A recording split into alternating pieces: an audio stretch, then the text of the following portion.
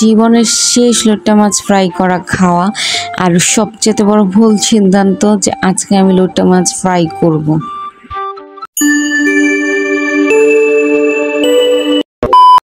Hello everyone, আসসালামু আলাইকুম। কেমন আছেন আপনারা সবাই? আশা করি আপনারা সবাই যে যেখানেই আছেন খুব ভালো আছেন।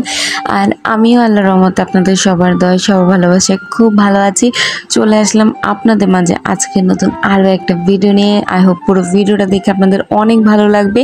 আর যদি ভালো লাগে তো প্লিজ আমার ভিডিওতে একটা লাইক দিয়ে যাবেন আর আমার চ্যানেলটা সাবস্ক্রাইব করতে ভুলবেন না, যেন পরবর্তী ভিডিওটা আপনাদের মাঝে চলে আসে। তার জন্য বেল আইকনে একটা ক্লিক করে দেবেন।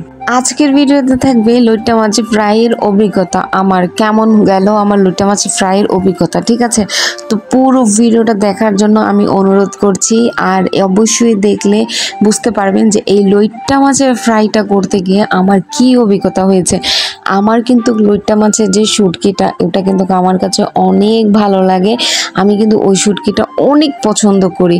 তো যার কারণে আমি আজকে লইট্টা মাছের ফ্রাইটা করার সিদ্ধান্ত নিলাম। ও আরেকটা কথা, আমার লইট্টা মাছ ফ্রাই খাওয়ার ইচ্ছেটা কোথা থেকে জাগলো, আমি কিন্তু অনেক আপুদের ভিডিওতে দেখেছি তারা কক্সবাজারে যে লইট্টা মাছের ফ্রাইটা খাচ্ছে। তো আমি কিন্তু আপাতত কক্সবাজার একদমই যাচ্ছি না। তো যেহেতু আমি কক্সবাজার এখন যেতে পারবো না, তো আমি ঘরে বসেই আজকে আমি লইট্টা মাছের ফ্রাইটা করব। তো তার কারণে আমি আজকে ভালো করে একদম লেবুর রস দিচ্ছি, যেন একটু টক টক ভাব আসে। আমার কিন্তু কি বলে, লেবুর রসটা যেহেতু মানে কোনো ফ্রাইয়ের মধ্যে যদি দিই না, একটা টক টক ভাব আসে, আমার কাছে কিন্তু ওই জিনিসটা খেতে অনেক ভালো লাগে। তো এখানে দেখো আমি কিন্তু ঝালটা অনেক বেশি খাবো, তো এর কারণে আমি একটু মরিচ পাউডারটি একটু বেশি দিছি। তো সাথে আমি একদম ভালো করে আমি লেবুর রস দিয়ে নিছি। তো এখানে আমি একটু লবণ দিয়ে আমি এই লইট্টা মাছটাকে একদম ভালো করে মেখে নেব। মেখে নেওয়ার পরে আমি এটাকে প্রায় আধা ঘন্টার মতো রেখে দিব। তো সাথে আমি একটু গরম মশলার পাউডারটা দিয়ে দিতেছি, ঠিক আছে?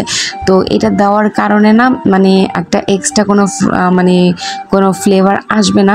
তো আমার এই গরম মশলাটা অনেক ভালো লাগে, গরম মশলার ফ্লেভারটা অনেকে পছন্দ করে না, কিন্তু যে কোনো ফ্রাইতে আমার এই গরম মশলাটা দিলে আমার কাছে ভালো লাগে।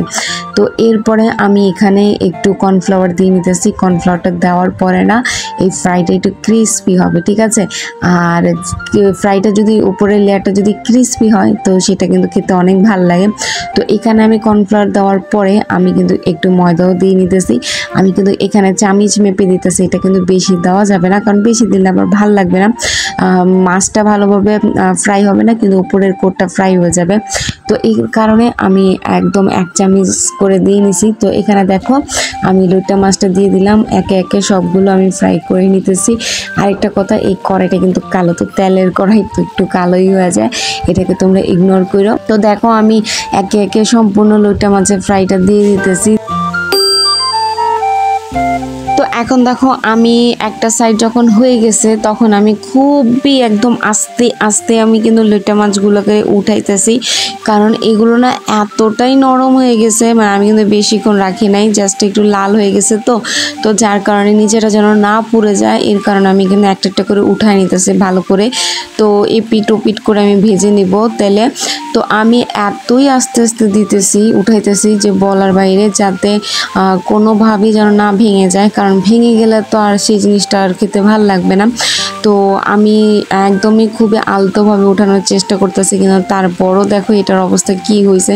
কারণ এই লইট্টা মাছটা না মানে এত নরম হয়ে গেছে, গরম তেলে দেওয়ার সাথে সাথে এটা মনে হইতেছিল যে একদম মোমের মতন গলে গেছে, মানে মোমটা যেভাবে গলে যায় এই মাছটা ঠিক সেভাবে গলে গেছে। তো পরবর্তী চেহারা দেখো, এইটা হচ্ছে আমার মানে সেই লইট্টা মাছটা। আমি আসলে তেলের মধ্যে মাছটা খুঁজে পাচ্ছিলাম না যে মাছটা কোথায় গেল। এটা দেখো এখনো আমি নাড়াচাড়া করতেছি, কিন্তু তারপরও মাছটা একদমই মানে অবস্থা খুবই খারাপ হয়ে গেছে, একদম নরম হয়ে একদম পুরো ভেঙে গেছে। আমি যেটা ভয় পাইতেছিলাম যাতে না ভাঙে, আমি যার কারণে একদম আস্তে আস্তে এটা উল্টানোর চেষ্টা করতেছি, কিন্তু তারপরও দেখো এটার এই অবস্থা। তো এখানে দেখো বন্ধুরা, আমার যে লইট্টা মাছটা কোথায় আমি কিন্তু নিজেও খুঁজে পাইতেছিলাম না। তো এই দেখো আমি 1 টুকরা মাছ উঠাইছি। তো আমার মনে হয় এই পুরোটা মাছের থেকে আমি এই অংশটুকু একটু মাছের পাইছি, বাকিগুলো আমি একদম পুরো কি বলবো আর মানে বলতেও খুব খারাপ লাগতেছে। ও আরেকটা কথা, আমি কিন্তু এর আগেও একবার লইটা মাছের ফ্রাই করছিলাম, কিন্তু তখন আমি ভাবছিলাম যে হয়তো আমারই কোনো একটা ভুল ছিল, তো যার কারণে আমার লইটা মাছের ফ্রাইটা পারফেক্টভাবে হয় নাই। কারণ আমি কিন্তু অনেক আপুদেরকেই দেখছি যে তারা নাকি অনেক সুন্দর করে মানে এই লইটা মাছটাকে ফ্রাই করতেছিল, কিন্তু তাদেরটা একদম পারফেক্ট ছিল, ভালো ছিল। তো আমি ভাবলাম যে হয়তো বা আমারই কোনো ভুল ছিল বা আমি বেশি জোরে নাড়াচাড়া করার কারণে এটা খুলে গেছে, যার কারণে আমি এবার আরেকবার এনে কিন্তু টেস্ট করতেছিলাম যে দেখি এবার কি হয়। কিন্তু এবার আমার কিন্তু কোনো ভুল হয়নি, তার মানে এই লইট্টা মাছের ফল্ট আছে। মানে কি, সেটা হচ্ছে আমার এটার পুরোপুরি অভিজ্ঞতা খুবই বাজে একটা। তো আমি এইটাই হচ্ছে আমার জীবনের সবচেয়ে মানে ভুল অভিজ্ঞতা, আমি এই লইট্টা মাছটা খাওয়াটা।